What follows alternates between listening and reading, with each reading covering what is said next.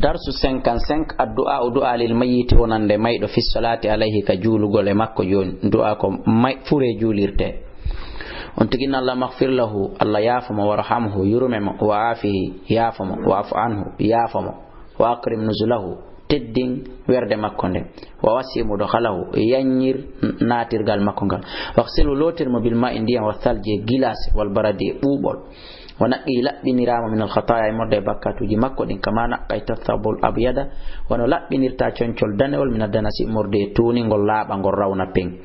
wabdilu wattitana mo daran galle de wacciden kaduna khairan ko buri mojjude daran galle go kala hara khairan ko buri mojjude min dari di galle de wacciden kaduna wa ahlan lontinirana mo be ngure khairan burde mojjude min ahli di be ngure den kaduna wa zawjan lontinana mo be ngu khairan burdo mojjude min zawji di be ngu makko kaduna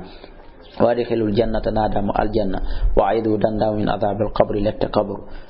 أو من عذاب النار ما دول للتيت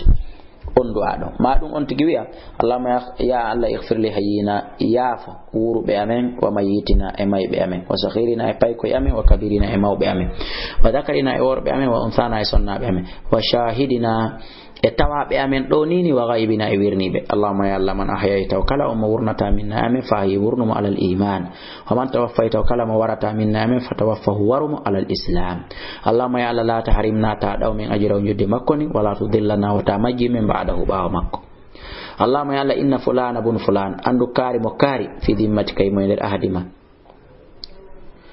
faqih dandumo فتنة القبر فتنة قبر وعذاب النار إليتيت وأنت أهل الوفاء كوني آدم هنو كوني جم هنو قل آدي والحق يقونغ اللهم فاغفر له يافم وارحمه إنك أنت الغفور الرحيم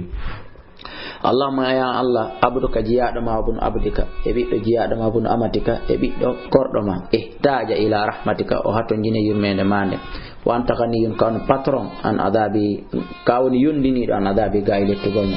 in kana si olatka musinan ko mo'indo fazidu be dama fi sanati mo makko ni wa in kana si olatka musian ko bonnudo